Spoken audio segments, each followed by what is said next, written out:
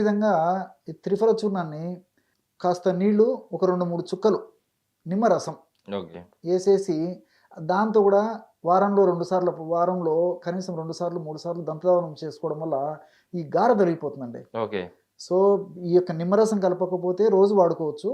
నిమ్మరసము కాస్త నీరు చేర్చినటువంటి ఆ పేస్ట్ అయితే మాత్రం వారంలో 2 సార్లు, 3 సార్లు ఆ నిమ్మరసం కూడా కొద్దిగా కలుపుకోవాలండి. ఓకే. సో, ఆ విధంగా చేయడం వల్ల పంటి మీద ఉన్నటువంటి గార కూడా తొలగిపోతుంది. ఓకే. ఇది సర్వసాధారణంగా ఉన్నటువంటి ఇది.